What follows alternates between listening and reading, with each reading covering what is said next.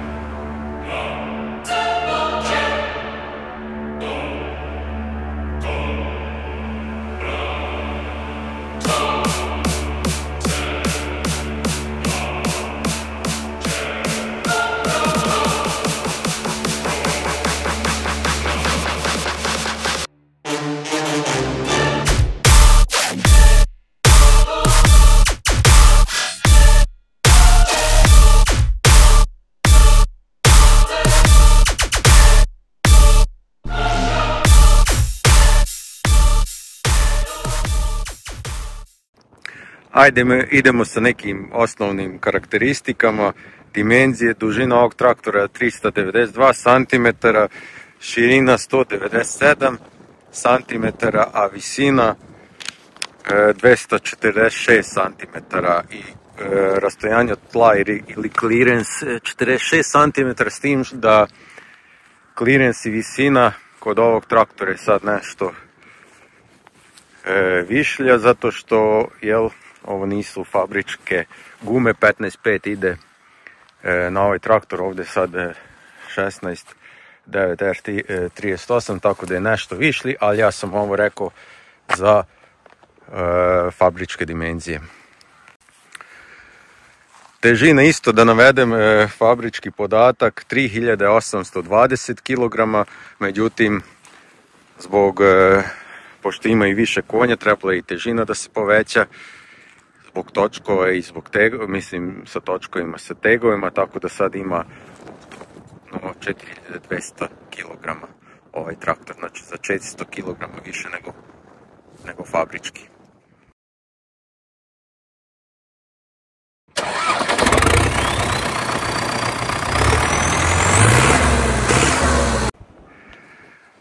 Motor je fabrički D240 i taj motor, ovo je, kažem, kao što sam napisao, traktor iz 84. i taj motor se ugrađuje valjda i još dan danas, znači tu nešto nisu menjali.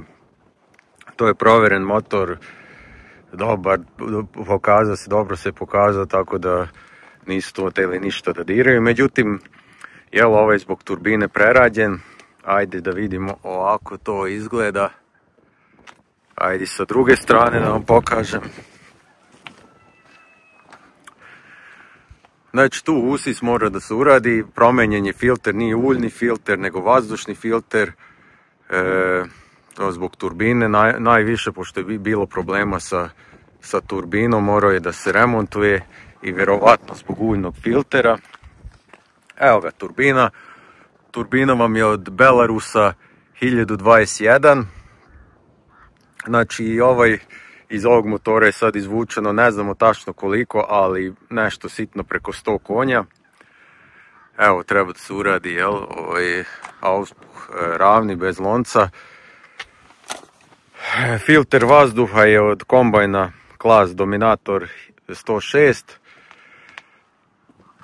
I glava motora je morala da se uradi i zbog svega ovoga i klipovi su morali da se prerade. Znači glava je urađena sa turbo ventilima i klipovi su turbo klipovi. Ono je što je trebalo još da se modifikuje ili da se prepravi zbog ovog pojačanja, znači ovo ukrućenje s obe strane. Evo imate s ove. I most je trebao da se stavi, prednji most od 8-9 dvojke. Pošto sad kako ima više od 100 konja, baš jako povlači prednji pogon kad se uključi i hoće ovdje da otvori, tako da moralo je ovo pojačanje još da se doda.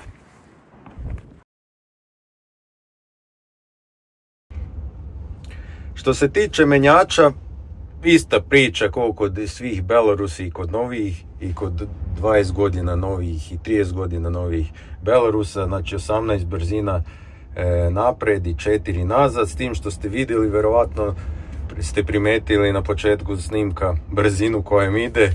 Običan Belarus ne ide tom brzinom, obično 82, znači ovdje je ubrzano stavljena je taj prenos od 8-9 dvojke.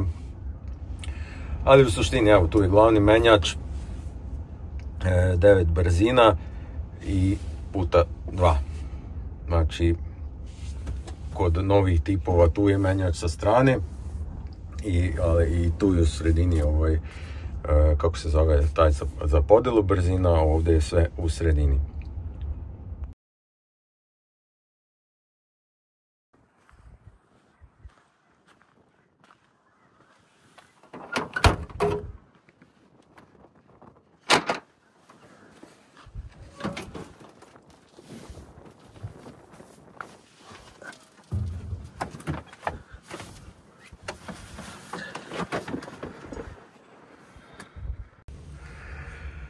Evo, vidjeli ste kako sam seo u ovu 82.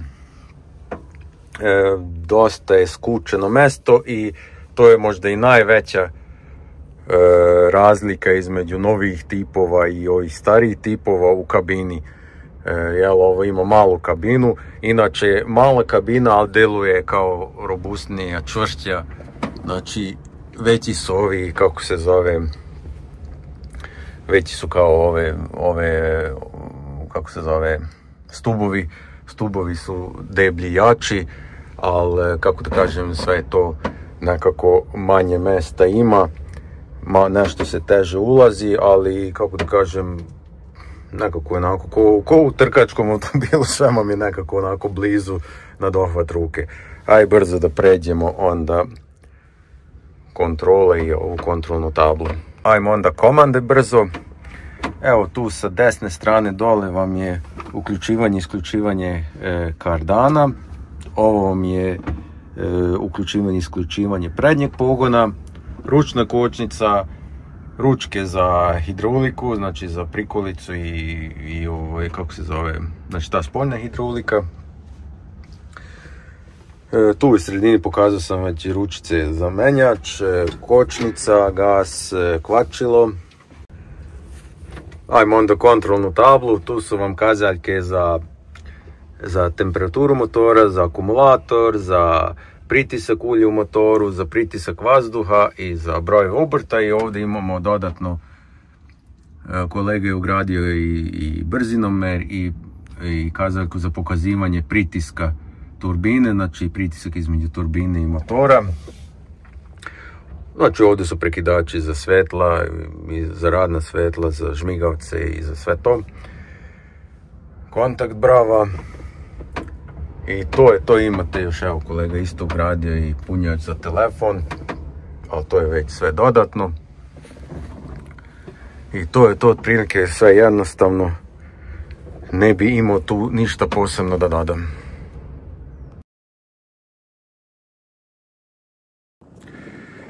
Što se tiče eksploatacije, evo sad ću ja onda govoriti za ovaj primjerak, ne za fabričku 82, nego za ovu ojačanu. Znači, rekli smo ima preko 100 konja, nešto sitno preko 100 konja sigurno, ali ne znamo tačno koliko. Rezervoar, to je fabrički 120 litara i to je solidno čak i za ovu konjažu, znači nije ovo, kažem, ovo je za srednja gazdinstva sasvim dovoljno, 120 litara rezervoar mala i srednja gazdinstva. Što se tiče mehanizacije, znači plug, trobrazni plug od 14 cola, ladno na 27-8 cm dubine. Ok, zavisi od zemljišta, ali ovdje konkretno gdje smo mi, to sigurno može bez problema. Setvospremač od preko 4 metra može bez problema da vuče. Prikolice 2 od 10 tone, verovali ne, 2 od 10 tone bez problema. I šta još može da se kaže, tanjirača od 32 lista isto bez problema može da se vuče, tako da to je to. Znači tu je negde karakteristike, recimo to je taj traktor između Belarus 892 i Belarusa 1021 ili 1025, te neke karakteristike mogu da navedem i za ovaj traktor. I vjerovatno mnogi će se pitati kako ovi fabrički delovi što su ostali na traktoru, kako izdržavaju ova naprezanja. Pa evo, mislim, vlasnik kaže diferencijal, menjač, kvačilo, to su fabrički i nema tu nikakvih problema. Znači evo, koristi već, zadnji put je rađen ovaj donji zadnji deo pre 5 godina i od tad nema nikakvih problema, a traktor se baš i ne štedi što se tiče kad su poslovi u pitanju. Što se tiče nekih cena, ajde da navedemo ovako specifično za ovaj primjerak. Ajde krenemo od guma, znači gume su od 892, 70.000 dinara zadnje gume, komad, i oko 45.000 dinara je ovako jedna prednja guma.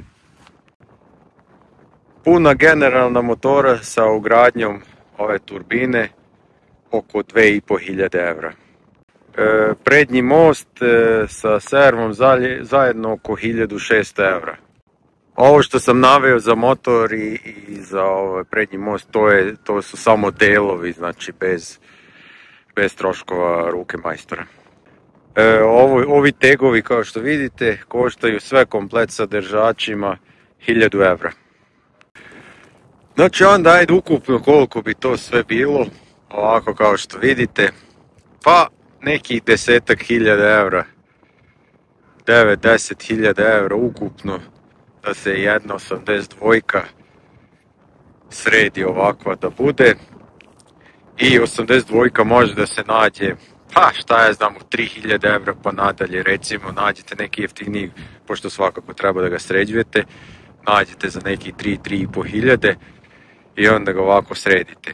I onda dobijete ovakav jedan traktor koji u nivou Belarusa od 100 nešto konja, znači onaj 1021 ili 1025. E sad mnogi bi rekli, pa šta onda, bolje je odmah kupiti 1020 jedinicu ili 1025-icu. Verujte, ovaj traktor će pojesti te nove modele. Jednostavno zbog upotrebljenih fabričkih materijala, i nekad se to davno bolje radilo nego danas ili u novije vreme. I nekako taj sklop, novi sklop ne može da parira ovim starijim mašinama. Tako da to je to, nadam se da sam vas naterao na neko razmišljanje.